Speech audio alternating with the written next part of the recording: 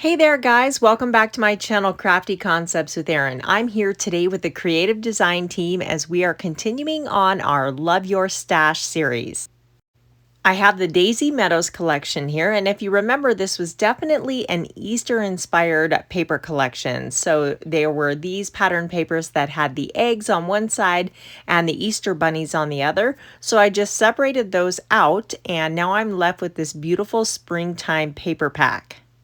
I have these super cute photos of one of my friend's daughters, and she was down at the ranch, and a local company asked if she'd be willing to model these flower crowns. And of course, she was super excited, and the pictures turned out adorable. And I was excited to be able to scrapbook these for my friend. And look how well they go with this paper collection. I have a few solid 12 by 12 pieces and then a lot of scraps left over. This is actually from the Daisy Meadows scrapbooking workshop collection, which is still available if you are interested. I'm starting with a couple sheets of white daisy, and I'm just laying them down to see how I want my photos oriented. These are all 4 by 6 photos, and I have 4 of them, so I'm just kind of playing with different layout options to see what I like best. I think I'm going to pair the 2 horizontal together and the 2 vertical photos together, and I think this is going to look good. I'm going to stare at it a while, take a sip of my tea, make sure I'm happy, and yeah, we're going to roll with it. I know I want to use this plaid pattern paper because it introduces all the colors from this collection, and it just goes so well with the pictures. These were pre-cut leftovers, so I'm going to incorporate them as is. And then I want to bring this in. So I was thinking about this floral paper because, of her flower crown. I want to bring in those flowers, but the pictures didn't stand out very well, so I like this kind of striped peacock color better. So I'm going to run this, kind of mirror this on the opposite side here. I'm debating if I want to have that peacock pattern paper in with a white margin or touching in the center like that. Oftentimes when you have a double page layout, it looks really nice when they look like one continuous page. I decided to run around the outside of this pattern paper with the peacock ink and my foam blending tool here, and you'll see what a big difference this makes. I mean, it's subtle, but it really finishes it off nicely, especially when you have a white kind of pattern running into a white background. This just gives it some definition and separation. So I'll slide this back under, and I'm thinking I want a white margin around the edge. So I'm going to trim a 1/2 inch off of that. So it's 11.5 inches, and then center it. And you can see just by looking at the right to the left, what a difference that inking around the edge makes with a darker color. I went ahead and cut 4 photo mats from peach cardstock, and I'm going to mat all 4 of my photos the same so they have a 1/8 of an inch margin around the border of the picture. I'm scrapbooking these layouts for my friend, and she's actually giving them to her mother for Mother's Day. Scrapbooks make such a nice gift to give to, especially moms and grandmas. I know I've created an album for both my mom and mother-in-law, and then I could just keep adding to them over time. My mom does not scrapbook. I've tried to talk her into trying it so many times. I think she'd love it, but she doesn't, so I scrapbook for her, and she's happy. This round title element is from the coordinating sticker sheet, and it says it's your time to bloom, and I just think that's perfect for this layout and these photos. I'm bringing in this It's a Cowgirl Thing stamp, and this is no longer available. I'm sorry, this is from my stash, but she is wearing that cute little pink dress and all those flowers, and she still has her cowboy boots on. They're pink, of course, but I thought, oh, I've got to add this little boot stamped image, and I think it's going to be so cute. So what I'm going to do with this is stamp it in charcoal. The charcoal is a much softer look than the black, and I think it'll go much better with this layout. I'm practicing a couple times on printer paper just to make sure this is giving me a nice crisp impression, and that's looking pretty good. It's better the second time around than it was the first, so stamp it a couple times and then we'll get it nice and inky and stamp it onto our white daisy cardstock. I'm going to do a pair of boots, so we'll need 2 of those. Now I'm switching to a lighter color ink, so I'm going to use my stamp chamois to make sure my stamp is really clean. So this is moistened, and I keep it in this little plastic sandwich container. And now I'm switching to Ballerina ink.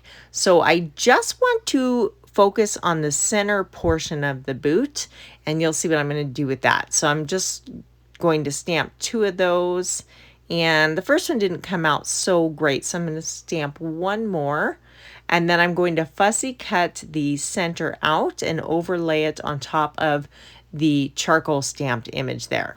So we just have to follow these white lines around the pattern in the boot, just like so. Yeah, definitely having a sharp pair of scissors makes all the difference when you're fussy cutting.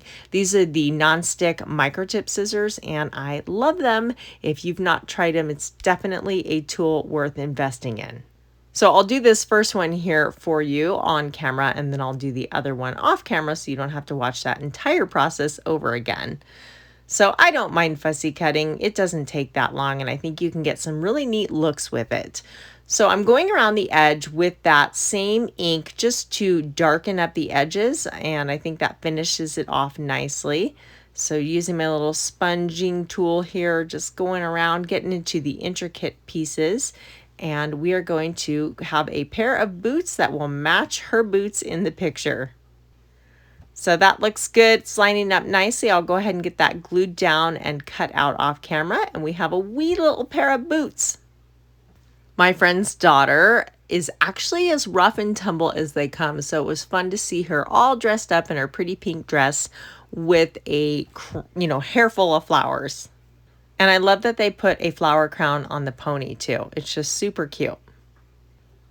I'm bringing in a strip of that flower paper, and we're just going to dovetail the end here and run it across the bottom. And this is going to be kind of a ledge to anchor these photos here, and I'll mirror that and it'll extend across onto the opposite side of the layout as well.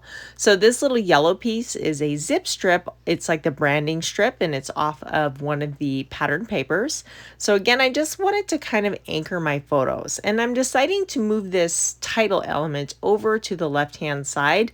I tend to put my titles on the left when I'm creating double page layouts. Not always, but I would say usually that's where my titles go. It just seems very natural to me.